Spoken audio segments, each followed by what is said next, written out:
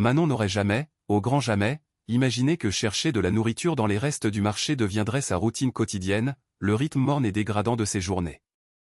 Mais lorsque Stéphane, son mari, les avait abandonnés sans un mot, sans un sou, elle n'avait pas eu d'autre choix. Le vide qu'il avait laissé était aussi béant que celui de son portefeuille. Avec 4 petites bouches à nourrir, 4 estomacs qui criaient famine, et pas un seul euro en poche, elle arpentait chaque soir les rues pavées et humides d'un petit village en Normandie, cherchant quelque chose, n'importe quoi, un trésor dérisoire à rapporter à la maison. Un chou flétri, une pomme meurtrie, le moindre rebut qui pourrait se transformer en repas. Ce qu'elle ignorait, c'est qu'une rencontre étrange, presque irréelle, avec un homme tout de blanc vêtu, allait changer son destin à tout jamais et la transformer en millionnaire de la manière la plus inattendue qui soit. C'était une nuit glaciale d'octobre en Normandie. Le vent s'engouffrait dans les ruelles étroites du quartier de la Source, portant avec lui l'odeur de la terre humide et des feuilles mortes. Le ciel, d'un noir d'encre, était dépourvu d'étoiles, comme si l'univers tout entier avait décidé de tourner le dos à Manon et à sa misère. À 34 ans, cette femme frêle, aux traits tirés par la fatigue mais dont les yeux brillaient encore d'une lueur de détermination farouche, marchait d'un palace. Dans sa main, un vieux sac en toile usé, dans sa poitrine, un cœur lourd, comprimé par l'angoisse. Ses mains, calleuses et rougies par le froid, étaient crevassées par les taches ingrates et le manque de soin. Ses vêtements, un pull gris usé et un pantalon qui fut jadis bleu, pendaient sur sa silhouette de plus en plus amaigrie, témoin silencieux de sa déchéance. Cela faisait des mois qu'elle ne mangeait pas à sa faim. Des mois que chaque effort, chaque miette de pain, chaque centime durement gagné allait directement à ses enfants. Derrière elle, ces 4 trésors, ces 4 raisons de vivre, la suivaient en silence, une petite procession de tristesse et de courage. Léo, à 9 ans, était l'aîné. Il portait la petite Chloé, âgée de 2 ans, dans ses bras, bien qu'il ne soit lui-même qu'un enfant. Ses petits bras maigres tremblaient sous l'effort, mais il ne se plaignait jamais, jamais. Zoé, 7 ans, tenait par la main Lucas, 4 ans, qui traînait les pieds, les yeux mi-clos, mort de fatigue. Les chaussures de Lucas étaient trouées, on pouvait voir ses petits orteils poindre à travers le cuir usé. Zoé n'était pas mieux lotie. Aucun d'eux ne l'était. Il n'y avait pas d'argent. Il n'y avait pas assez de nourriture. Et le pire, le plus terrible, c'est qu'il n'y avait presque plus d'espoir. 3 mois auparavant, Stéphane, le mari de Manon, était parti. Un matin ordinaire, il avait simplement disparu. Il avait emporté les quelques économies qu'il possédait. Il avait laissé une note froide et cruelle qui disait « Je ne supporte plus cette vie ». Et il n'était jamais revenu. Manon se souvenait encore de ce jour comme si c'était hier. Elle s'était réveillée, avait préparé le petit déjeuner pour les enfants, et quand elle était allée réveiller Stéphane, elle avait trouvé le lit vide. Ses vêtements n'étaient plus dans l'armoire, sa brosse à dents avait disparu de la salle de bain, et sur la table de la cuisine, cette note froissée qui avait tout changé. Manon avait pleuré pendant des heures ce jour-là. Les enfants l'avaient vu pleurer et avaient pleuré aussi, sans bien comprendre ce qui se passait. Léo, en tant qu'aîné, s'était approché de sa mère et lui avait dit « Ne pleure pas, maman. Je vais m'occuper de toi. » Et depuis ce jour, Léo avait cessé d'être un enfant. Il était devenu le petit homme de la maison, le protecteur de ses frères et sœurs, le soutien de sa mère. Manon s'était retrouvée seule, sans travail, sans famille proche et avec 4 bouches à nourrir. Sa mère était décédée des années auparavant. Son père les avait abandonnés quand elle était enfant.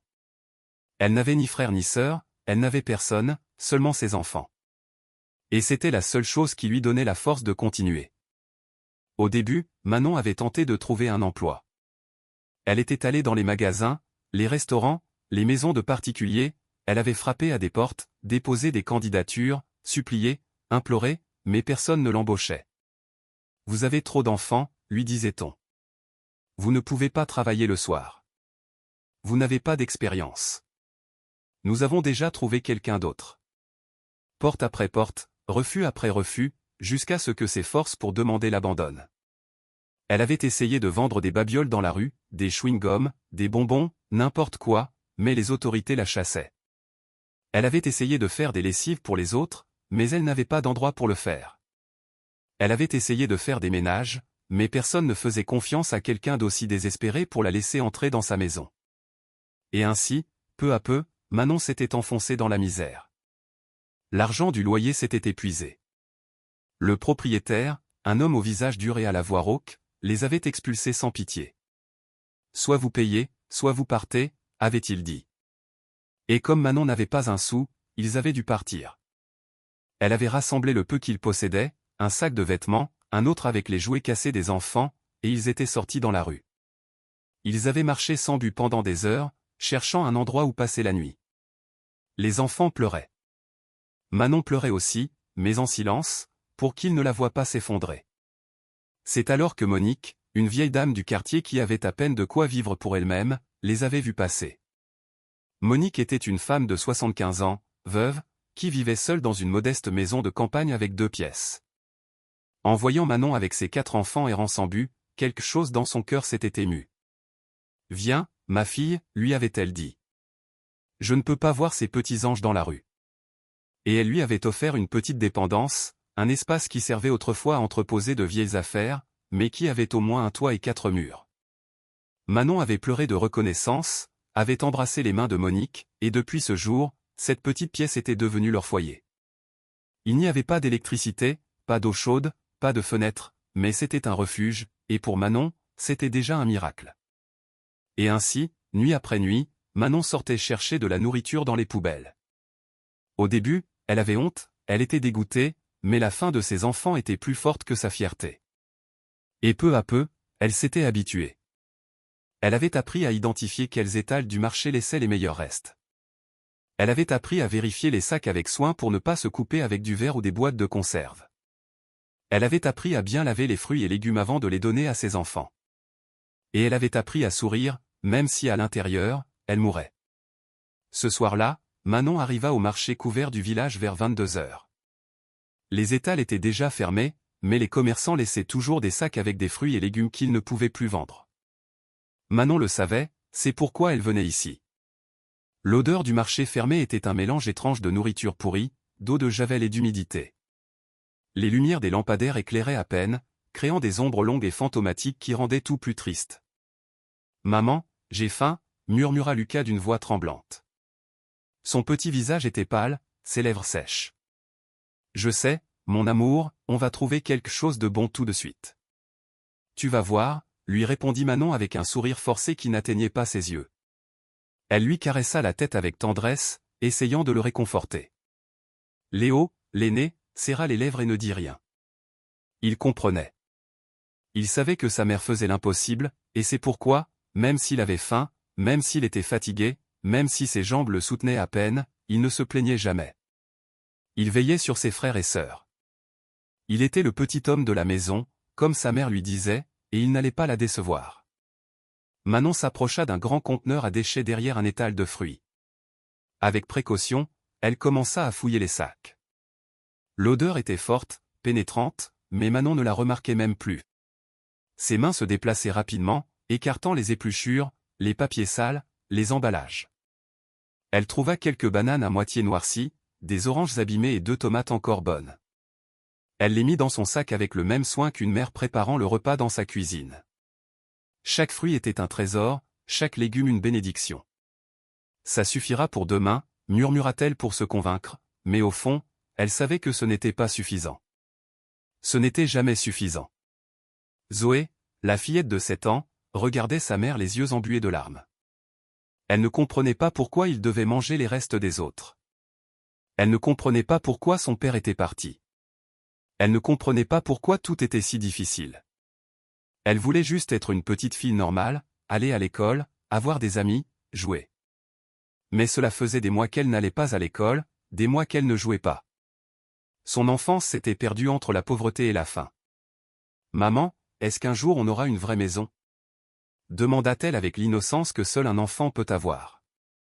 Manon sentit son cœur se briser en 1000 morceaux. Elle s'accroupit, posa le sac par terre et serra sa fille dans ses bras avec toute la force qui lui restait. Elle sentit le petit corps de Zoé trembler, ses larmes mouillaient son vieux pull. « Oui, mon amour. Un jour, on aura une belle maison avec un grand lit pour toi et tes frères, avec une cuisine où je te préparerai tes crêpes salées préférées, celles que tu aimes tant, avec un jardin où tu pourras jouer. Je te le promets, ma chérie, je te le promets. » Mais au fond, Manon ne savait pas comment tenir cette promesse. Chaque jour était une bataille, chaque nuit un cauchemar, et chaque matin, elle se réveillait en pensant « Et aujourd'hui, qu'allons-nous manger ? Comment vais-je faire pour que mes enfants survivent un jour de plus ?» Ils continuèrent à marcher dans les rues sombres. Le froid était mordant. Les enfants tremblaient. Manon les serrait contre elle, essayant de leur donner de la chaleur avec son propre corps, même si elle était elle-même gelée. Ses lèvres étaient violettes, ses mains engourdies, mais peu lui importait. La seule chose qui comptait, c'était que ses enfants ne souffrent pas plus que nécessaire. Soudain, Léo désigna une boulangerie qui fermait. Une lumière jaune filtrait par la fenêtre et l'odeur du pain fraîchement cuit flottait dans l'air, faisant gargouiller tous les estomacs. « Maman, regarde, ils sortent des sacs. » Manon s'approcha avec prudence. Le boulanger, un homme rondouillard avec une moustache, sortait des sacs de pain de la veille. En voyant Manon et les enfants, il s'arrêta. Il les toisa de haut en bas. Manon baissa les yeux, honteuse, sentant ses joues s'empourprer. Elle ne voulait pas être vue ainsi. Elle ne voulait pas être considérée comme une mendiante, mais elle n'avait pas le choix. « Vous avez besoin de pain, madame ?» demanda l'homme d'une voix douce. Manon hocha la tête, sans un mot. Elle avait une boule dans la gorge qui l'empêchait de parler. Le boulanger soupira, plongea la main dans un sac et en sortit plusieurs viennoiseries variées, des croissants, des pains au chocolat, des brioches. Il les donna à Manon avec un sourire triste. « Tenez, et que Dieu vous bénisse. » Manon sentit les larmes lui échapper. Elle prit le pain avec des mains tremblantes et put à peine murmurer « Merci, merci beaucoup. Que Dieu vous le rende. » Les enfants entourèrent leur mère, regardant le pain avec des yeux brillants d'émotion. Cela faisait des jours qu'ils n'avaient pas mangé quelque chose comme ça. Des jours qu'ils n'avaient pas goûté quelque chose de sucré, quelque chose qui avait le goût du bonheur. « On peut en manger tout de suite, maman ? » demanda Lucas, la voix pleine d'espoir. « Oui, mon amour, mais juste un petit morceau. On garde le reste pour demain. » Manon partagea le pain entre ses enfants. Léo donna son morceau à Chloé, la plus petite. Zoé donna la moitié du sien à Lucas. Et Manon ne mangea rien. Elle leur dit qu'elle avait déjà mangé avant, bien qu'elle n'ait rien avalé depuis 2 jours. Son estomac criait famine, mais peu lui importait. Tant que ses enfants mangeaient, elle allait bien. Ils rentrèrent à la petite dépendance prêtée. C'était un espace minuscule, sans meubles, avec un matelas usé à même le sol où ils dormaient tous les 5, entassés. Il n'y avait pas d'électricité, pas d'eau chaude, les murs étaient fissurés, le toit fuyait quand il pleuvait, mais c'était un toit, et pour Manon, c'était déjà un miracle. Elle coucha ses enfants, les borda avec une couverture usée que Monique leur avait donnée et resta éveillée à les regarder dormir. Léo serrait Chloé dans ses bras, Zoé serrait Lucas. Leurs visages, bien que pâles et maigres, semblaient en paix. Et Manon, le cœur brisé, se demanda une fois de plus, « Mon Dieu, où es-tu ? Pourquoi nous as-tu abandonnés ? Que ai-je fait de mal pour mériter cela ? Mes enfants sont innocents. Ils ne méritent pas de souffrir ainsi. Si tu veux me punir, moi, fais-le. Mais s'il te plaît, aide-les, eux. » Mais cette nuit-là, Manon ne savait pas que sa vie était sur le point de changer, car le lendemain, lorsqu'elle sortirait chercher de la nourriture comme toujours, elle rencontrerait un homme qui changerait son destin à jamais. Le lendemain matin arriva avec un soleil timide qui réchauffait à peine. Manon se réveilla avant ses enfants, comme toujours. Son corps était endolori. Chaque muscle, chaque os criait de fatigue, mais elle ne pouvait pas rester couchée. Elle devait sortir, elle devait trouver quelque chose pour le petit déjeuner. Elle se leva avec précaution, essayant de ne pas réveiller les enfants. Elle les regarda dormir un instant de plus. Léo avait le front plissé, comme s'il portait des soucis même dans ses rêves. Zoé serrait Chloé comme si c'était sa poupée. Et Lucas avait encore mouillé le matelas. C'était quelque chose qui arrivait souvent ces derniers temps. Le petit garçon était si effrayé, si nerveux tout le temps que son petit corps ne tenait pas. Manon soupira. Elle devrait laver les draps plus tard, mais pour l'instant, la priorité était de trouver de la nourriture. Elle sortit de la pièce en silence. Monique était déjà réveillée, assise sur sa chaise en osier dans la cour, buvant son café noir. L'odeur du café fit gargouiller l'estomac de Manon de faim. « Bonjour, ma fille », la salua Monique d'une voix douce. Bonjour, Monique.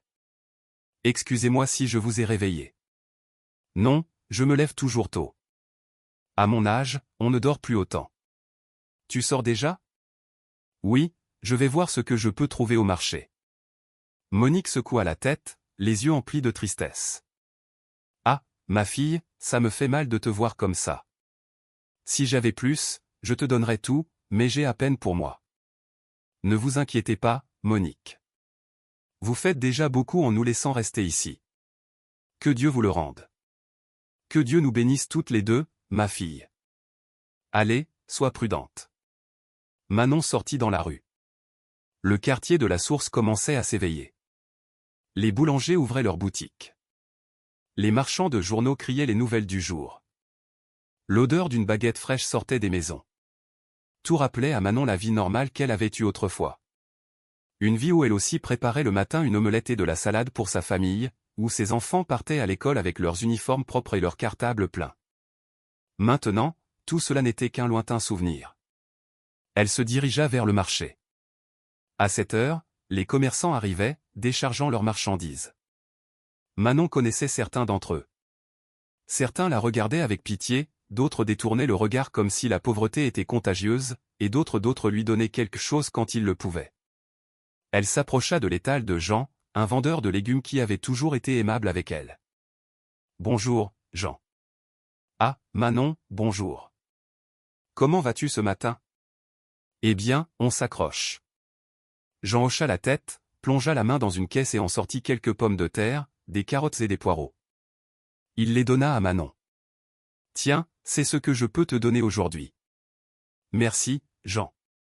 Que Dieu vous bénisse. »« Allez, allez, et prends soin de ces petits. » Manon rangea les légumes dans son sac. Avec ça, elle pourrait faire une soupe de légumes. Ce ne serait pas grand-chose, mais au moins ses enfants mangeraient quelque chose de chaud. Elle continua à marcher dans le marché, inspectant les étals, cherchant tout ce qui pourrait servir. C'est alors qu'elle le vit. Au bout du marché, près des étals de fleurs, il y avait un homme qu'elle n'avait jamais vu auparavant.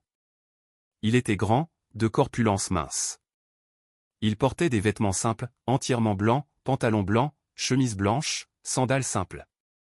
Ses cheveux étaient longs, jusqu'aux épaules, et son visage avait quelque chose de différent, une paix, une sérénité que Manon ne pouvait expliquer. L'homme se tenait là, la regardant, et quand leurs yeux se croisèrent, Manon ressentit quelque chose d'étrange, une chaleur, une lumière qui semblait émaner de lui. Elle ne pouvait détacher son regard. L'homme sourit et commença à marcher vers elle. Manon resta paralysée. Son cœur battait la chamade.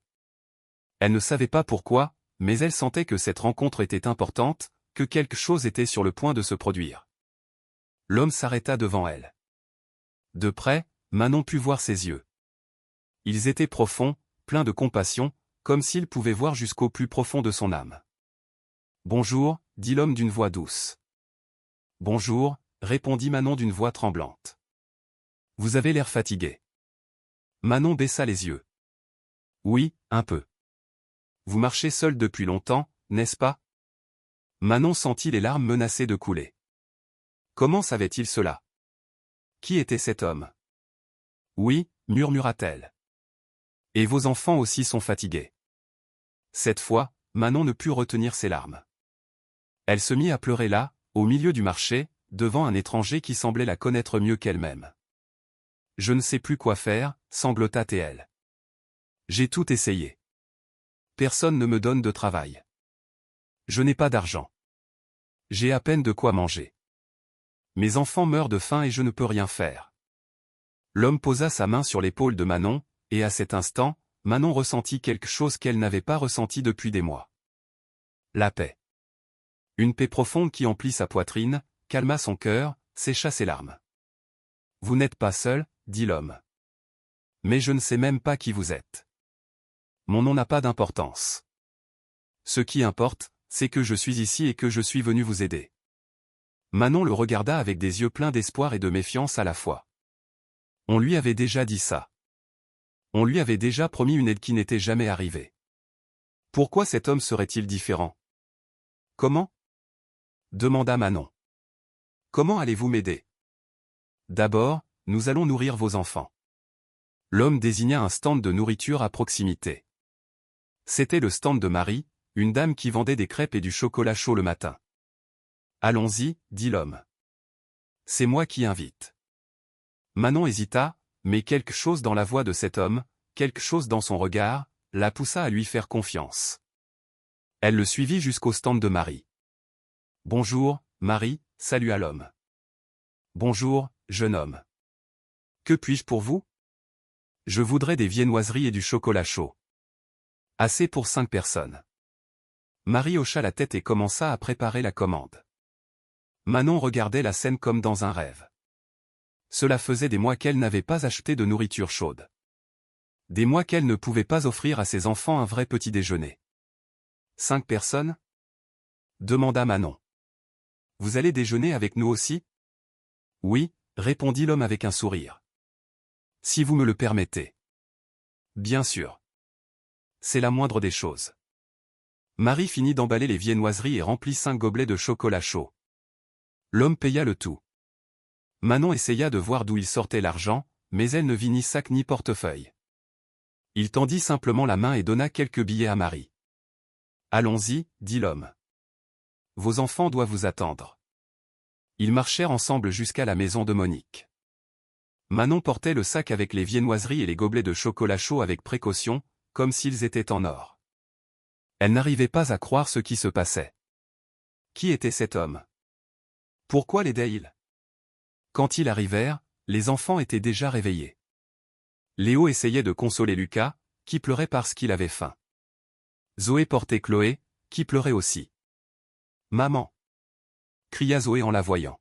« Je suis là, mes amours, et regardez ce que j'apporte. » Les yeux des enfants s'illuminèrent en voyant les viennoiseries et le chocolat chaud. Ils coururent vers leur mère, oubliant un instant la faim et la fatigue. « C'est vraiment pour nous? » demanda Léo, les larmes aux yeux. « Oui, mon amour, c'est pour tout le monde. » C'est alors que les enfants remarquèrent l'homme en blanc. Ils se turent, le regardant avec curiosité. « Les enfants, c'est lui qui nous a offert le petit déjeuner, » expliqua Manon. « Merci, monsieur » dirent les 4 en même temps. L'homme sourit. « De rien. Maintenant, déjeunons ensemble. » Ils s'assirent dans la cour de Monique, qui sortit également en voyant la scène. Manon distribua les viennoiseries et le chocolat chaud à ses enfants. Pour la première fois depuis longtemps, elle vit ses enfants manger à leur faim, sourire, redevenir des enfants. Léo dévora son pain au chocolat avec une vitesse incroyable. Zoé savoura chaque bouchée de son croissant. Lucas se barbouilla tout le visage avec le chocolat chaud, et Chloé, la plus petite, mangea sa brioche avec ses petites mains, faisant un adorable désordre. Manon mangea aussi. Et tout en mangeant, elle regardait l'homme en blanc. Il mangeait lentement, calmement, regardant les enfants avec une tendresse infinie. « Vous avez des enfants? » demanda Manon. « J'ai beaucoup d'enfants, » répondit l'homme avec un sourire mystérieux. « Beaucoup? » Oui, plus que vous ne pouvez l'imaginer. Manon ne comprit pas cette réponse, mais elle ne posa pas plus de questions, se contentant de manger, profitant de ce moment de paix. Quand ils eurent terminé, l'homme se leva. « Je dois partir, dit-il. »« Attendez, dit Manon. Je ne sais pas comment vous remercier.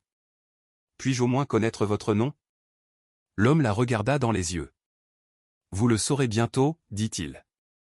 Mais avant, je veux vous donner quelque chose. » Il plongea la main dans sa poche et en sortit un petit papier plié. Il le donna à Manon. « Gardez ceci, et le moment venu, vous saurez quoi faire. » Manon prit le papier, confuse. « Qu'est-ce que c'est? » C'est une adresse. Allez-y demain matin et ayez confiance. Confiance en quoi? En ce que tout ira bien. Et sans un mot de plus, l'homme partit, se dirigea vers la rue et disparut dans la foule. Manon resta là, le petit papier à la main, sans rien comprendre. Monique s'approcha d'elle. Qui était cet homme? Je ne sais pas, Monique, mais il y avait quelque chose de différent en lui. Oui, je l'ai senti aussi. Il avait une lumière spéciale. Manon déplia le papier. Il y avait une adresse écrite d'une écriture parfaite, avenue Victor Hugo 453, bureau 2011. Et en dessous, Une phrase, ta bénédiction t'attend. Manon sentit son cœur battre la chamade. Qu'est-ce que cela signifiait? Quelle bénédiction? Qui était vraiment cet homme? Cette nuit-là, Manon ne put dormir. Elle regardait le papier encore et encore. Elle pensait à l'homme en blanc, à son regard, à sa voix, à la façon dont ses enfants avaient mangé à leur faim pour la première fois depuis des semaines. Et demain elle irait à cette adresse, car même si elle ne comprenait rien, quelque chose dans son cœur lui disait que cet homme disait la vérité, que sa vie était sur le point de changer, que la plus grande bénédiction de sa vie était sur le point d'arriver. Manon se réveilla plus tôt que d'habitude. Le petit papier avec l'adresse était resté sous son oreiller toute la nuit, comme un talisman d'espoir. Elle l'avait montré à Léo avant de dormir, et le garçon lui avait dit, avec ses grands yeux sages qu'il avait, « Maman, je crois que ce monsieur est un ange. » Un ange. Manon ne savait pas, mais il y avait quelque chose chez cet homme qui la mettait en sécurité, quelque chose qui lui disait de faire confiance. Elle se leva doucement, essayant de ne pas réveiller les enfants, mais Léo était déjà éveillé, la regardant. « Tu pars déjà, maman? » « Oui, mon amour. Je dois aller quelque part, mais je reviens vite. » « C'est à cause du monsieur d'hier? » « Oui. Je crois qu'il va se passer quelque chose de bien, maman. »« Je le sens ici, » dit Léo en posant la main sur sa poitrine. Manon sentit ses yeux s'embuer de larmes. Son fils, si petit, si mature pour son âge, essayant toujours de lui donner du courage. « Je le sens aussi, mon fils. Prends soin de tes frères et sœurs. »« Oui. Si Chloé pleure, donne-lui un peu d'eau sucrée. Si Lucas a faim, il reste un morceau de pain que j'ai gardé hier soir. Ne t'inquiète pas, maman. Je m'en occupe. » Manon embrassa le front de Léo et sortit de la pièce. Monique était déjà debout, comme toujours, assise sur sa chaise. « Où vas-tu si tôt, ma fille? » ?»« À une adresse que le monsieur d'hier m'a donnée. Fais très attention. Tu ne connais pas cet homme. » »« Je sais, Monique, mais quelque chose me dit que je dois y aller. »« Alors, va avec Dieu, ma fille, et qu'il te protège. » Manon sortit dans la rue. Le soleil commençait à peine à se lever, peignant le ciel d'orange et de rose. Les rues du village normand commençaient à s'animer.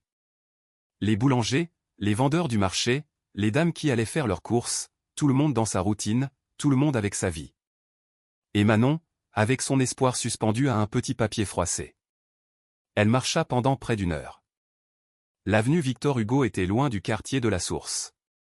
C'était un quartier plus agréable, avec de hauts immeubles, des bureaux, des boutiques élégantes.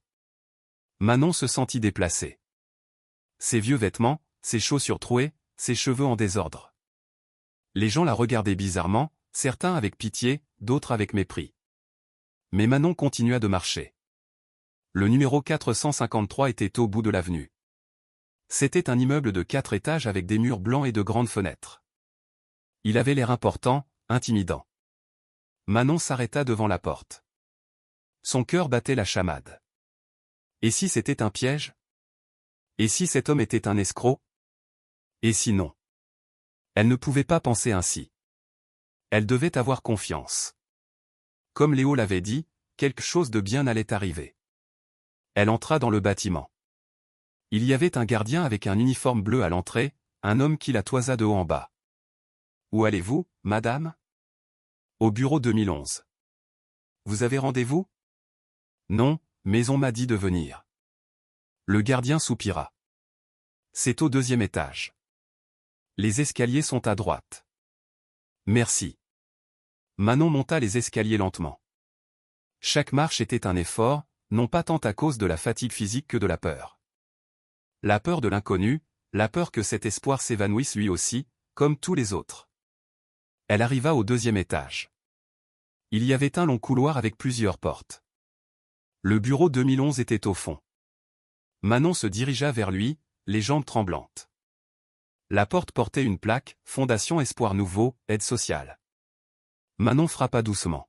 « Entrez », dit une voix de femme de l'intérieur. Manon ouvrit la porte. C'était un bureau petit mais bien rangé.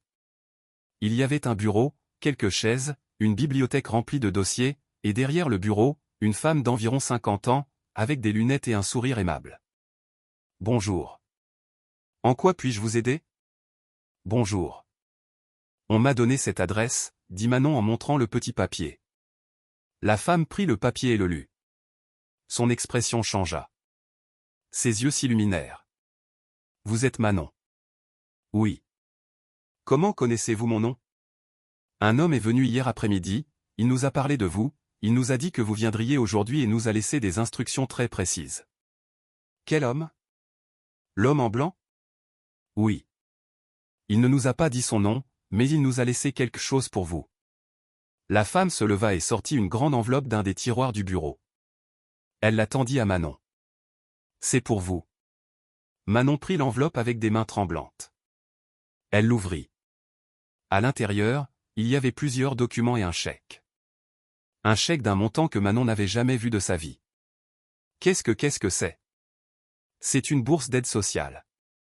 Elle comprend un soutien financier mensuel pendant 2 ans, le paiement du loyer d'une maison, l'inscription de vos 4 enfants à l'école, un panier de provisions mensuelles et un fonds pour que vous puissiez démarrer une petite entreprise. Manon sentit ses jambes flageoler. Elle se laissa tomber sur une des chaises, l'enveloppe serrée contre sa poitrine. Non, ce n'est pas possible. Si, c'est possible, Manon. L'homme qui est venu hier a tout payé. Il a dit que vous méritiez une seconde chance, que vos enfants méritaient une vie digne. Les larmes commencèrent à couler sur les joues de Manon. Des larmes d'incrédulité, de gratitude, de soulagement. Après tant de temps à souffrir, après tant de temps à prier, il y avait enfin une lumière au bout du tunnel. Qui était cet homme? Sanglota Manon. Pourquoi a-t-il fait ça pour moi? Je ne sais pas. Il ne nous a pas dit son nom. Il a seulement dit que vous le connaîtriez au bon moment. Manon serra l'enveloppe de toutes ses forces. Elle pensa à ses enfants, à Léo qui ne se plaignait jamais, à Zoé qui voulait juste une vraie maison, à Lucas qui mouillait son lit de peur, à Chloé qui savait à peine parler mais connaissait déjà la fin. Merci, murmura-t-elle. Merci, mon Dieu. Merci. La femme s'assit à côté de Manon et lui posa la main sur l'épaule. Maintenant, nous allons remplir quelques papiers, et dans 2 jours, vous et vos enfants emménagerez dans une nouvelle maison. Tout est déjà réglé. La maison est dans le lotissement Les Belles Vues. Elle a 3 chambres, une cuisine, une salle de bain, tout ce dont vous avez besoin. Manon ne pouvait s'arrêter de pleurer. C'était trop. C'était trop beau pour être vrai. Mais ça arrivait. Ça arrivait vraiment. Elles passèrent toute la matinée à remplir des documents. La femme, qui s'appelait Valérie, fut très patiente. Elle lui expliqua tout en détail. Elle lui montra des photos de la maison, lui donna un calendrier avec les dates des versements mensuels, lui donna des informations sur les écoles où ses enfants étudieraient. Et ceci, dit Valérie en lui tendant un autre dossier, ce sont des informations sur des formations gratuites. Vous pouvez apprendre un métier, la boulangerie, la couture, la cuisine, ce que vous voulez, pour pouvoir travailler et subvenir aux besoins de votre famille avec dignité. Je ne sais pas quoi dire. Vous n'avez rien à dire. Profitez simplement de cette opportunité, et quand votre situation sera meilleure, aidez quelqu'un d'autre. C'est comme ça que fonctionne l'espoir. Il se partage. Manon quitta ce bureau comme dans un rêve. Elle tenait l'enveloppe avec tous les documents serrés contre sa poitrine. Elle n'arrivait pas à croire ce qui venait de se passer.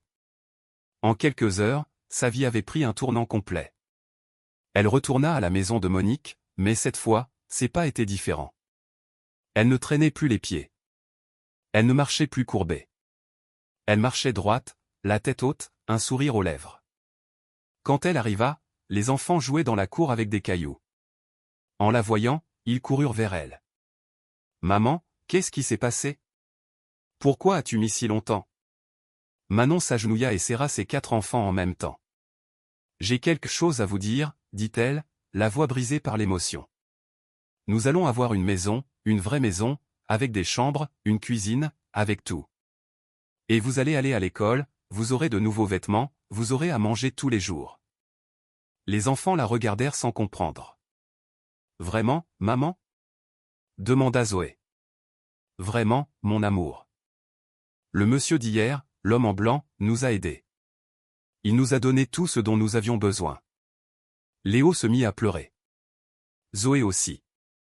Lucas ne comprenait pas très bien ce qui se passait, mais en voyant ses frères et sœurs pleurer, il pleura aussi. Et Chloé, la plus petite, riait simplement parce qu'elle voyait sa maman et ses frères et sœurs heureux. Monique sortit de sa chambre en s'essuyant les mains sur un torchon. « Qu'est-ce qui se passe ici? Pourquoi tout ce remue-ménage ?» Manon se leva et serra Monique dans ses bras. « Nous allons déménager, Monique.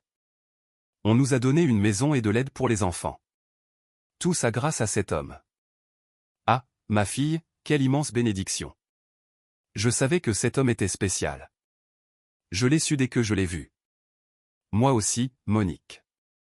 Moi aussi. » Cette nuit-là, Manon coucha ses enfants et les regarda. Ils n'auraient plus à dormir entassés sur un vieux matelas. Ils n'auraient plus faim. Ils n'auraient plus à souffrir. Et tout cela grâce à un homme en blanc apparu de nulle part. Un homme qui connaissait sa douleur sans qu'elle ne lui dise rien. Un homme qui l'avait aidé sans rien attendre en retour. Mais Manon ne savait toujours pas qui était cet homme. Elle ne comprenait toujours pas pourquoi il l'avait aidée. Elle avait encore tant de questions. Et ces questions trouveraient bientôt une réponse, car l'homme en blanc reviendrait, et quand il reviendrait, Manon découvrirait la plus grande vérité de sa vie. 2 jours plus tard, Manon et ses 4 enfants emménagèrent dans leur nouvelle maison. Lorsqu'ils arrivèrent au lotissement Les Belles Vues, Manon n'en crut pas ses yeux. C'était un quartier propre, avec des rues pavées, des arbres sur les trottoirs, des maisons peintes de couleurs vives, si différents du quartier de la Source où ils avaient vécu. La maison était petite, mais magnifique. Elle avait un portail vert à l'avant, un petit jardin avec des fleurs et une porte en bois qui grinçait un peu en s'ouvrant. Manon sortit la clé que Valérie lui avait donnée. Ses mains tremblaient tellement qu'elle avait du mal à l'insérer dans la serrure. Léo l'aida. « Je le fais, maman. » La porte s'ouvrit, et ce qu'ils virent à l'intérieur les laissa tous sans voix. Le salon avait un canapé neuf, de couleur café clair, avec des coussins colorés. Il y avait une table basse avec un vase, des rideaux blancs aux fenêtres, une petite télévision sur un meuble. Tout était propre, bien rangé, prêt à être habité. Les enfants coururent à l'intérieur en criant de joie. Zoé touchait tout avec précaution, comme si elle avait peur que ce soit un rêve et que tout disparaisse. Lucas sautait sur le canapé en riant. Léo portait Chloé, lui montrant chaque recoin. « Maman, viens voir la cuisine !» cria Zoé. Manon se dirigea vers la cuisine. Il y avait une cuisinière neuve, un réfrigérateur, des placards remplis de vaisselle, de casseroles, de poêles, et sur la table, il y avait des cartons pleins de nourriture, riz blanc, haricots verts, huile, lait, œufs, pain, fruits, légumes, assez pour un mois entier. Manon se couvrit la bouche avec ses mains, essayant de ne pas pleurer à nouveau, mais c'était impossible. Les larmes coulaient toutes seules. « Maman, il y a 3 chambres. » dit Léo en arrivant en courant. « Une pour toi, une pour moi et Lucas, et une autre pour Zoé et Chloé. On va vraiment avoir notre propre chambre ?» demanda Zoé, les yeux brillants. « Oui, mon amour. Vous allez avoir votre propre chambre. » Les enfants coururent voir leur chambre. Manon les suivit. Chaque chambre avait des lits avec des matelas neufs, des draps propres, des couvertures douces. Il y avait des placards vides attendant d'être remplis de vêtements. Il y avait des lampes sur les tables de chevet. Il y avait des rideaux aux fenêtres. Dans la chambre des filles, il y avait 2 petits lits avec des couettes roses. Zoé se jeta sur l'un d'eux, serrant l'oreiller. « C'est si doux, maman, si doux. » Dans la chambre des garçons, les lits avaient des couettes bleues. Lucas grimpa sur l'un et se mit à sauter. « Regardez, regardez, je suis un astronaute. » Léo s'assit sur son lit plus calmement, mais Manon pouvait voir dans ses yeux l'émotion contenue. Son grand garçon, qui essayait toujours d'être fort, qui ne se plaignait jamais, pouvait enfin redevenir un enfant. Et dans la chambre principale, il y avait un lit double avec une couette beige, une commode avec un miroir, une lampe, tout pour elle. Manon s'assit sur le lit et passa les mains sur les draps. Ils étaient doux, ils sentaient le neuf, le propre, l'espoir. Elle se laissa tomber sur le lit et regarda le plafond. Elle pensa à toutes les nuits passées à dormir par terre. À toutes les nuits où elle était restée éveillée, s'inquiétant pour ses enfants. À toutes les nuits où elle avait pleuré en silence, se demandant si les choses s'amélioreraient un jour. Et maintenant, elle était là, dans une vraie maison, avec de la nourriture dans la cuisine, avec des lits pour ses enfants, avec un toit qui ne fuyait pas, avec des murs qui n'avaient pas de fissures. Merci, murmura-t-elle vers le plafond. Merci, mon Dieu. Merci, homme en blanc, où que tu sois. Ce soir-là, Manon cuisina. Pour la première fois depuis des mois, elle prépara un vrai repas. Elle fit des œufs brouillés à la tomate et aux oignons, avec des haricots verts et du riz blanc.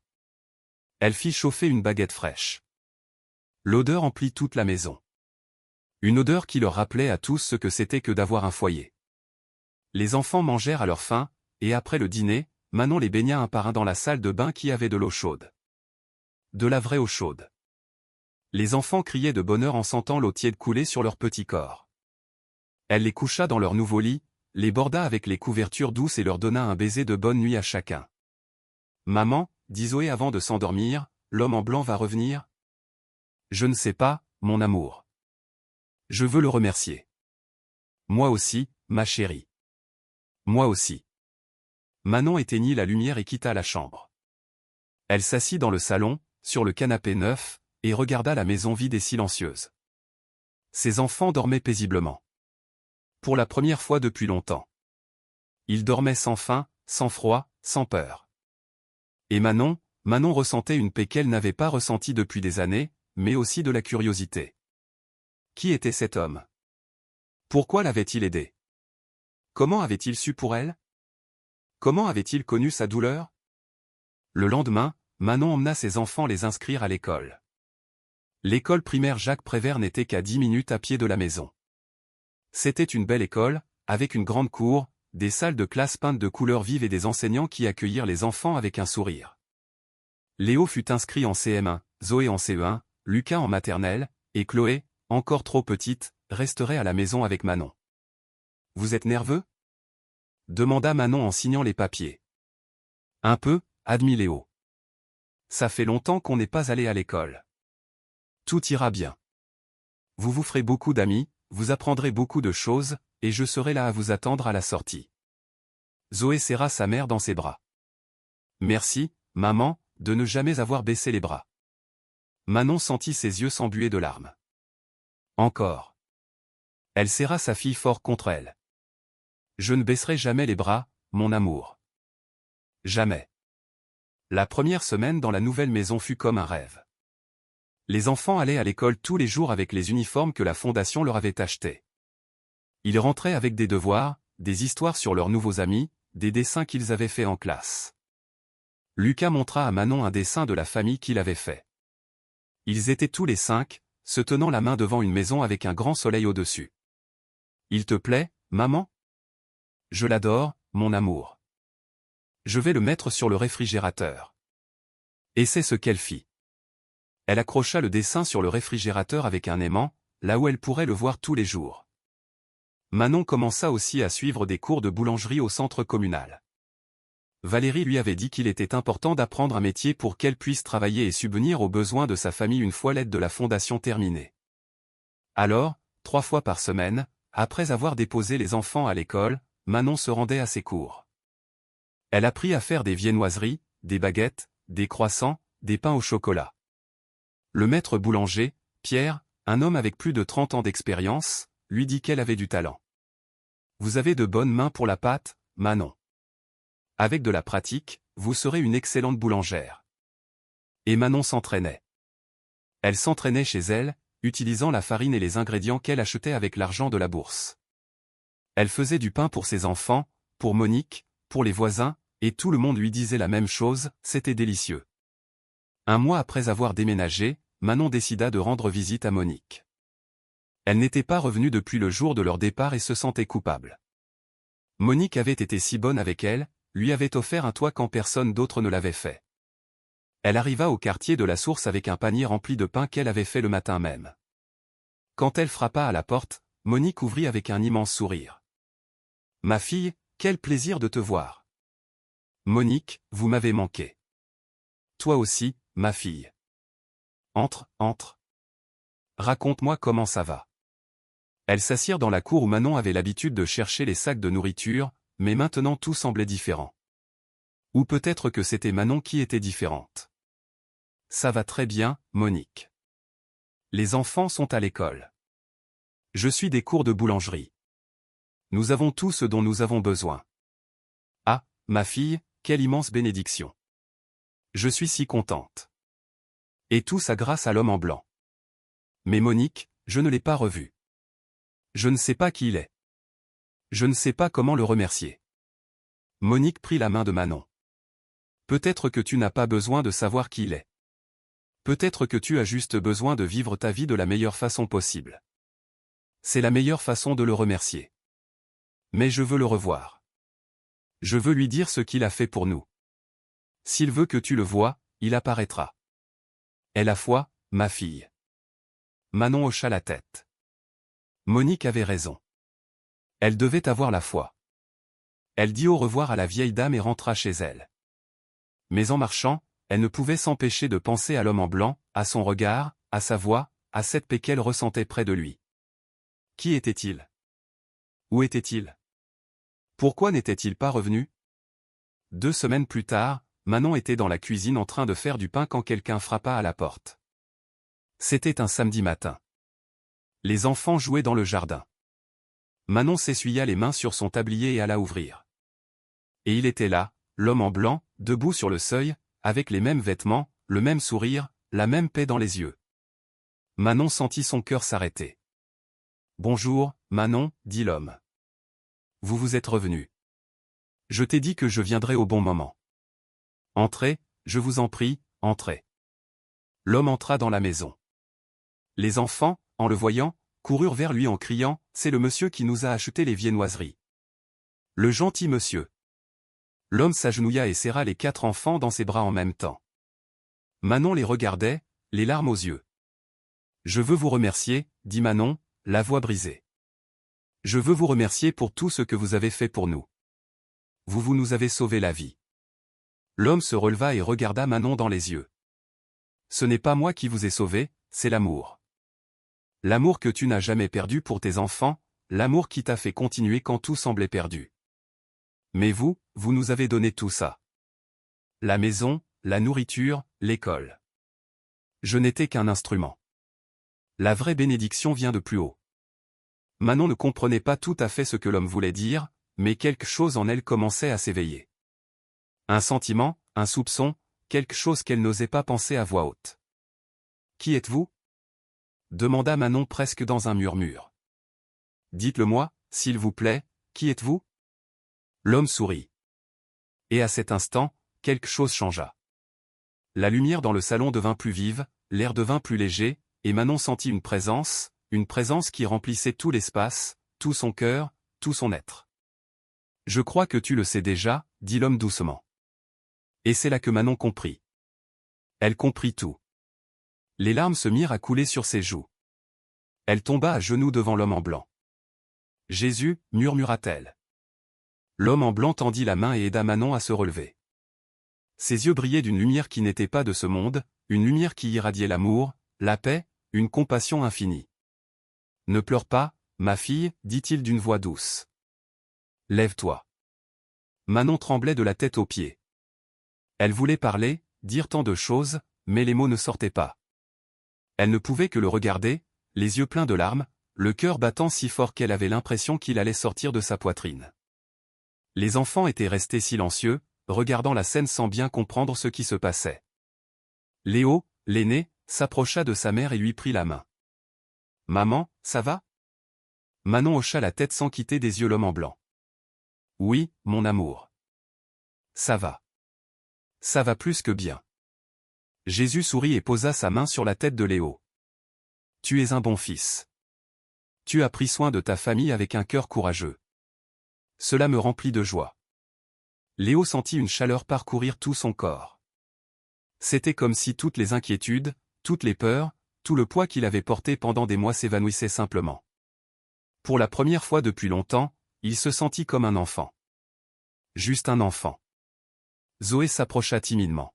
« Monsieur, vous êtes vraiment celui que maman dit que vous êtes ? Qu'en penses-tu, petite ? » Je crois que oui, parce que seule une personne très spéciale aurait pu faire ce que vous avez fait pour nous.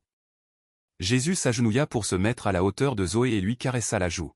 « Ta foi est grande, mon enfant. Ne la perds jamais. Même si des temps difficiles viennent, même si tu te sens seul, souviens-toi toujours, tu n'es jamais seul. Je suis toujours avec toi. Zoé le serra dans ses bras, et ce faisant, elle ressentit une paix si profonde qu'elle se mit à pleurer.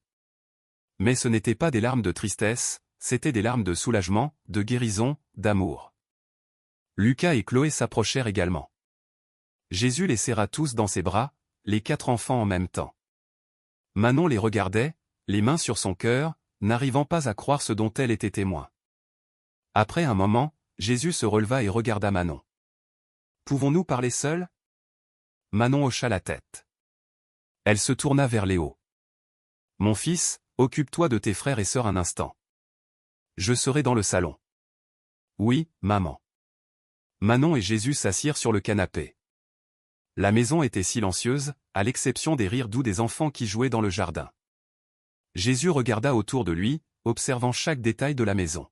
« C'est un beau foyer, dit-il. Grâce à vous. Tout ceci est grâce à vous. Non, Manon. C'est grâce à ta foi, à ta force, à ton amour pour tes enfants. Mais j'avais perdu la foi. Il y a eu des moments où j'ai pensé que vous m'aviez abandonné, que Dieu n'existait pas, qu'il n'y avait pas d'espoir. » Jésus prit les mains de Manon entre les siennes. Ses mains étaient chaudes, fermes, réconfortantes. « Je ne t'ai jamais abandonné, Manon, pas une seule seconde. J'étais avec toi chaque nuit froide. J'étais avec toi quand tu cherchais de la nourriture dans les poubelles. J'étais avec toi quand tu pleurais en pensant que tes enfants n'auraient pas d'avenir. J'ai toujours été là. Mais pourquoi? Pourquoi ai-je dû traverser tout ça? Pourquoi mes enfants ont-ils dû tant souffrir? » Jésus soupira. Ce n'était pas un soupir de fatigue, mais de profonde compassion. La souffrance ne vient pas de moi. Elle vient d'un monde brisé, plein de péchés, d'égoïsme, d'abandon. Ton mari a choisi de partir, il a choisi le chemin facile, il a choisi de te laisser seul. Ce n'était pas ma volonté. Mais moi, j'ai pris cette douleur et je l'ai transformée en quelque chose de beau. J'ai pris ta souffrance et je l'ai changée en bénédiction. Je ne comprends pas. Manon, si tu n'avais pas traversé tout cela, tu ne serais pas ici maintenant. Tu n'apprécierais pas cette maison, cette nourriture, cette paix. Et plus important encore, tu ne serais pas prête pour ce qui vient. Ce qui vient? Jésus sourit. Tu as un don, Manon. Un don pour la boulangerie. J'ai vu comment tu fais le pain. J'ai vu l'amour que tu mets dans chaque pièce. J'ai vu comment tu partages avec les autres. Ce don n'est pas un hasard. C'est moi qui te l'ai donné. Je veux que tu l'utilises. Comment? Dans 6 mois, tu ouvriras ta propre boulangerie. Elle s'appellera Le Pain de Vie. Et tu ne vendras pas seulement du pain, tu donneras du travail à d'autres femmes qui traversent la même chose que toi. Tu seras une lumière au milieu des ténèbres. Tu seras mes mains dans ce monde. Manon resta sans voix. Une boulangerie. Elle, donner du travail à d'autres personnes. Mais je n'ai pas d'argent pour ça. Je n'ai pas d'expérience. Je ne sais pas comment gérer une entreprise. Je te guiderai pas à pas. Tu ne seras pas seul. Et le moment venu, tu sauras exactement quoi faire. Et vous serez avec moi? Toujours. Même si tu ne me vois pas, je serai toujours avec toi. Manon se remit à pleurer, mais cette fois, ce n'étaient pas des larmes de douleur, c'étaient des larmes de gratitude, d'émerveillement, d'amour pur. Merci, dit-elle, la voix brisée. Merci de ne pas avoir renoncé à moi. Merci de m'avoir vu quand personne d'autre ne me voyait. Merci de me rappeler que j'ai de la valeur. Tu as toujours eu de la valeur, Manon, depuis le moment où tu es née. Tu as été créée avec amour, avec un but, avec un destin magnifique. Et bien que le chemin ait été difficile, tu n'as jamais cessé d'être ma fille bien-aimée. Jésus se leva du canapé. Manon se leva aussi, ne voulant pas que ce moment se termine. Vous devez déjà partir? Pour l'instant, oui. Mais je reviendrai. Et en attendant, souviens-toi de ceci, chaque fois que tu aideras quelqu'un, j'y serai. Chaque fois que tu donneras à manger à celui qui a faim, j'y serai. Chaque fois que tu abriteras celui qui n'a pas de toi, j'y serai. Car ce que tu feras au plus petit de mes frères, c'est à moi que tu le feras. Manon hocha la tête, gravant ces paroles dans son cœur. Jésus se dirigea vers la porte. Les enfants accoururent du jardin pour lui dire au revoir. « Vous partez déjà, monsieur ?» demanda Zoé. « Oui, petite, mais nous nous reverrons. »« Quand ?»« Quand tu attendras le moins. » C'est comme ça que ça marche. Jésus serra chaque enfant dans ses bras une dernière fois. À Léo, il dit, continue d'être fort, mais permets-toi aussi d'être un enfant. À Zoé, il dit, ta foi déplacera des montagnes. À Lucas, il dit, n'aie pas peur. Je veille sur tes rêves. Et à Chloé, bien qu'elle soit trop petite pour comprendre, il la prit simplement dans ses bras et lui déposa un baiser sur le front. Puis il se tourna vers Manon. Une dernière chose. Dans 3 mois, tu recevras un appel. Une femme te demandera de l'aide. Sa situation sera très similaire à la tienne. Elle a 2 enfants, pas de travail, pas de logement. Quand elle viendra à toi, aide-la. Partage avec elle ce que j'ai partagé avec toi. C'est ainsi que la bénédiction se multiplie. Je le ferai. Je vous le promets. Je sais. Jésus sortit de la maison. Manon et les enfants le suivirent jusqu'au portail. Ils le regardèrent s'éloigner lentement dans la rue. Mais avant de tourner au coin, il s'arrêta, se retourna et leur fit un signe de la main. Et puis il disparut. Littéralement. Une seconde il était là, la suivante il n'y était plus. Les enfants crièrent de stupeur. « Maman, il a disparu comme par magie. » C'était vraiment Jésus.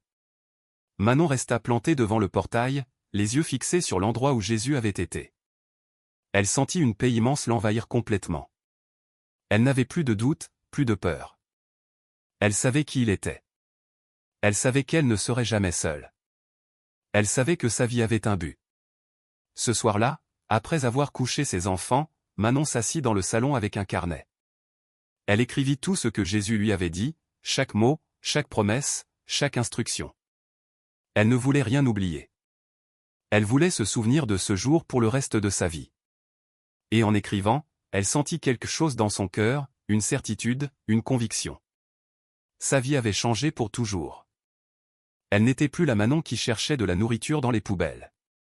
Elle n'était plus la Manon qui se sentait abandonnée et sans valeur. Elle était maintenant la Manon qui avait été touchée par Jésus. La Manon qui avait un but, la Manon qui allait changer des vies. Les jours passèrent, les semaines passèrent. Manon continua à suivre ses cours de boulangerie, à faire du pain chez elle et commença à rêver de sa boulangerie, le pain de vie. Elle pouvait la voir dans son esprit.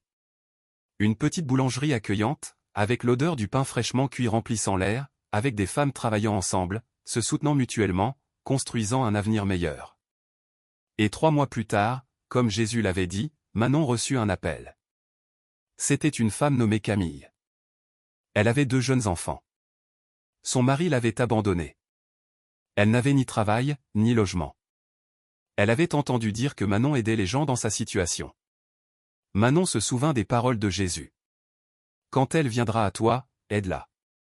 Viens chez moi, lui dit Manon au téléphone. Nous avons de la place. Nous avons de la nourriture. Et nous allons trouver un moyen de t'aider. Et c'est ainsi que tout commença.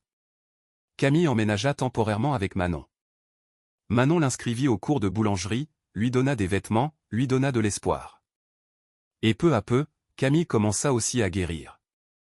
Mais ce n'était que le début, car ce que Manon ne savait pas, c'est que son acte de bonté allait déclencher quelque chose de bien plus grand, quelque chose qui changerait non seulement sa vie, mais la vie de centaines de personnes. Car la bénédiction que Jésus avait plantée dans le cœur de Manon était sur le point de se multiplier de manière qu'elle n'aurait jamais imaginée. 6 mois plus tard, exactement comme Jésus l'avait prédit, Manon ouvrit sa boulangerie. Le pain de vie était situé à un coin de rue du lotissement Les Belles Vues, dans un petit local qu'elle avait obtenu grâce à un prêt de la fondation. Les murs étaient peints d'un jaune doux, comme le soleil du matin. Il y avait un comptoir en bois où était exposé le pain fraîchement cuit, et à l'arrière, un grand four où Manon et son équipe travaillaient dès 5 heures du matin. Car oui, Manon avait déjà une équipe. Camille fut la première à la rejoindre. Puis vint Sandrine, une femme de 42 ans qui avait perdu son emploi et était sur le point de perdre sa maison. Ensuite, il y eut Léa, une mère célibataire avec 3 enfants qui vivait dans un foyer d'accueil. Et enfin Emma, une jeune femme de 24 ans abandonnée par sa famille lorsqu'elle était tombée enceinte. Tout avait une histoire de douleur. Tout avait touché le fond. Tout avait senti qu'il n'y avait pas d'issue. Mais Manon leur donna plus qu'un travail. Elle leur donna de la dignité, de l'espoir, une famille. Le jour de l'inauguration fut un samedi ensoleillé d'avril. Manon se réveilla à 4 heures du matin, nerveuse mais excitée. Elle enfila son tablier neuf, celui sur lequel était brodé le pain de vie, et quitta la maison avant le lever du jour. Quand elle arriva à la boulangerie, Camille était déjà là, préparant la pâte pour les croissants. « Bonjour, patronne », la salua Camille avec un sourire. « Bonjour. Bien dormi ? » Presque pas, à cause du trac. Mais c'est du bon trac. Manon sourit.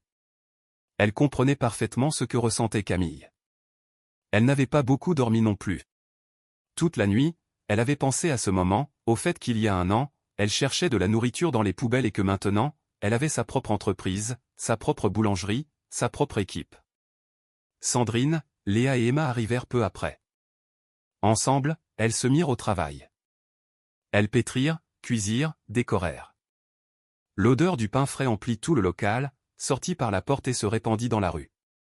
C'était une odeur qui donnait faim, mais qui réveillait aussi quelque chose de plus profond. Elle réveillait la mémoire, la nostalgie, l'amour. À 8 heures du matin, elles ouvrirent les portes. Manon avait invité tous les voisins, Monique, les enseignants de ses enfants, Valérie de la Fondation, Jean du marché. Tous vinrent, et tous amenèrent d'autres personnes. La boulangerie se remplit. Les gens achetaient du pain, goûtaient les échantillons gratuits que Manon avait préparés, félicitaient les boulangères. Certains connaissaient l'histoire de Manon, savaient tout ce qu'elle avait traversé, et cela donnait à chaque morceau de pain une saveur particulière. Ce n'était pas seulement du pain, c'était le résultat de la foi, de l'effort, du miracle. Léo, Zoé, Lucas et Chloé étaient là aussi, aidant à distribuer les échantillons. Les 4 portaient des t-shirts de la même couleur jaune que les murs, avec le logo du pain de vie imprimé. Ils étaient fiers de leur mère. Et Manon, chaque fois qu'elle les regardait, sentait son cœur se remplir de gratitude. Au milieu de la journée, alors que la boulangerie était bondée de clients, Manon vit quelqu'un debout à la porte. C'était un homme âgé, habillé simplement, qui regardait à l'intérieur avec un sourire. Quelque chose en lui semblait familier, quelque chose dans son regard lui rappelait. Manon s'approcha de la porte. « Bonjour. Vous désirez entrer ?» L'homme hocha la tête et entra. Il s'approcha du comptoir et regarda le pain attentivement. « Tout a l'air délicieux, dit-il. »« Merci. C'est fait avec beaucoup d'amour. Ça se sent. » L'homme acheta plusieurs viennoiseries. Pendant que Manon emballait le pain, l'homme lui dit « Je suis très fier de toi. » Manon leva les yeux, confuse. « Pardon ? J'ai dit que je suis très fier. Tu as fait exactement ce que tu devais faire. » Manon sentit un frisson. Cette voix, cette façon de parler se pourrait-il que mais lorsqu'elle leva les yeux pour mieux le voir, l'homme sortait déjà de la boulangerie. Manon laissa le pain sur le comptoir et courut vers la porte. Elle regarda dans la rue, le cherchant, mais ne le vit nulle part. Il avait disparu dans la foule. Camille s'approcha de Manon. « Ça va ? Cet homme, tu l'as vu ? » ?»« Quel homme ? » ?»« Celui qui vient d'acheter du pain, le vieil homme aux vêtements simples. » Camille secoua la tête. « Je n'ai vu aucun vieil homme, seulement la voisine d'en face qui a acheté des baguettes. » Manon sentit son cœur battre la chamade.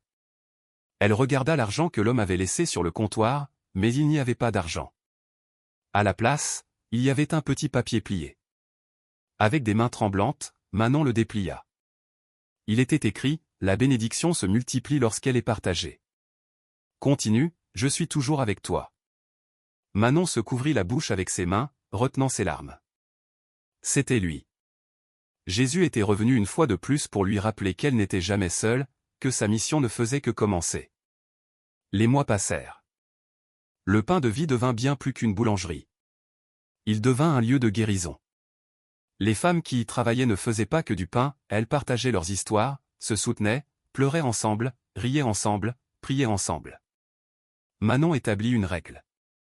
Chaque vendredi, la boulangerie fermait plus tôt et toutes se réunissaient à l'arrière pour partager un repas. C'était leur moment en famille, leur moment pour remercier, leur moment pour se souvenir d'où elles venaient et où elles allaient. Et ce n'est pas tout. Manon commença à donner du pain. Chaque matin, elle mettait de côté 50 pièces de pain pour les apporter à la cantine solidaire du quartier de la Source, ce même quartier où elle avait vécu dans la pauvreté. Elle apportait le pain personnellement, accompagnée de ses enfants, pour qu'ils n'oublient jamais d'où ils venaient. Monique, qui avait maintenant 76 ans, pleurait chaque fois que Manon arrivait avec le pain. « Tu es un ange, ma fille. Un véritable ange. » « Non, Monique, je suis juste quelqu'un qui a reçu une bénédiction et qui la partage maintenant. » Un an après l'ouverture du pain de vie, Manon reçut un appel inattendu. C'était un journaliste du journal local. Ils avaient entendu son histoire et voulaient faire un reportage sur elle. « Je ne sais pas si c'est une bonne idée, » dit Manon. « Je ne veux pas qu'on pense que je cherche l'attention. »« Ce n'est pas ça, » expliqua le journaliste. « Votre histoire peut inspirer d'autres personnes, leur donner de l'espoir. » Manon y réfléchit et se souvint des paroles de Jésus, « Tu seras une lumière au milieu des ténèbres. » D'accord, j'accepte. Le reportage parut 2 semaines plus tard à la une du journal, de la recherche de nourriture dans les poubelles à sa propre boulangerie, l'histoire de foi de Manon Dupont. L'article racontait tout, sa souffrance, sa rencontre avec l'homme en blanc, la fondation qui l'avait aidée, et comment elle aidait maintenant d'autres femmes. La réaction fut écrasante. Des centaines de personnes appelèrent la boulangerie, certaines pour acheter du pain, d'autres pour demander de l'aide, et d'autres encore pour offrir leur aide. Un entrepreneur local proposa de donner de la farine et du matériel. Une école de gastronomie offrit des cours gratuits aux employés de Manon. Une église prêta sa salle pour que Manon puisse animer des ateliers pour plus de femmes. En 2 ans, Manon n'avait pas seulement une boulangerie, elle en avait 3. Le pain de vie s'était étendu à 2 autres quartiers, et dans chacune travaillaient des femmes qui avaient été dans la même situation qu'elle, des femmes qui avaient perdu espoir, qui avaient été abandonnées, qui pensaient n'avoir aucun avenir. Mais Manon leur prouva qu'elles en avaient un, qu'il y a toujours de l'espoir, toujours une issue, qu'elles ne sont jamais seules. Camille, la première femme que Manon aida, était maintenant gérante d'une des boulangeries. Sandrine ouvrit sa propre pâtisserie. Léa renoua avec sa famille après des années de séparation. Et Emma se maria avec un homme bon qui accepta sa fille comme la sienne, et ils attendaient maintenant leur 2e bébé. Tout appelait Manon, maman Manon, car pour elle, Manon était plus qu'une patronne, c'était une mère, une mentor, un exemple que les miracles existent. Pour le 3e anniversaire du pain de vie, Manon organisa une grande fête. Elle invita toutes les femmes qui étaient passées par ses boulangeries, leurs familles, la fondation, tous ceux qui l'avaient aidé en chemin. La fête eut lieu dans la cour de la première boulangerie. Il y avait de la musique, de la nourriture, des rires. Les enfants couraient partout en jouant. Les femmes partageaient leurs histoires de réussite. Et Manon, debout au milieu de tout cela, regardait la scène les yeux pleins de larmes. Léo, qui avait maintenant 12 ans, s'approcha d'elle. « Ça va, maman ?»« Oui, mon fils. Ça va plus que bien. Je me souviens, c'est tout. » « Tu te souviens de quoi ? » ? « Je me souviens du temps où nous n'avions rien, où je cherchais de la nourriture dans les poubelles, où je pensais que tout était perdu. Et regarde maintenant, regarde tout ça. » Léo serra sa mère dans ses bras. « Tout ça, c'est grâce à toi, maman, parce que tu n'as jamais baissé les bras. »« Non, mon fils. Tout ça, c'est grâce à Jésus. Il m'a relevé quand j'étais tombé. Il m'a donné de l'espoir quand je n'en avais plus. Il m'a montré que ma vie avait un but. » Ce soir-là, quand tout le monde fut parti et que Manon resta seule dans la boulangerie, elle s'assit sur le comptoir et regarda autour d'elle, les murs jaunes, le four qui avait cuit des milliers de pains, les photos de toutes les femmes qui avaient travaillé là. Tout lui rappelait le miracle qu'elle avait vécu. « Merci », murmura-t-elle vers le ciel. « Merci de ne pas m'avoir abandonné. Merci de m'avoir donné une seconde chance. Merci de m'avoir fait confiance. » Et à cet instant, elle sentit quelque chose, une présence, une paix, une chaleur qui l'enveloppa complètement. Elle ne vit personne, n'entendit aucune voix, mais elle sut. Elle sut que Jésus était là, comme il l'avait toujours été, comme il le serait toujours. Et Manon comprit la véritable leçon de sa vie, la plus grande bénédiction n'est pas de la recevoir, mais de la partager, l'amour de Dieu se multiplie quand on le donne aux autres, chacun de nous peut être un instrument d'espoir dans un monde qui en a tant besoin. Car Manon n'avait pas seulement été sauvée. Manon était devenue une sauveuse. Non par son propre pouvoir, mais par le pouvoir de celui qui ne l'avait jamais abandonnée, par le pouvoir de l'amour qui peut tout, par le pouvoir de Jésus.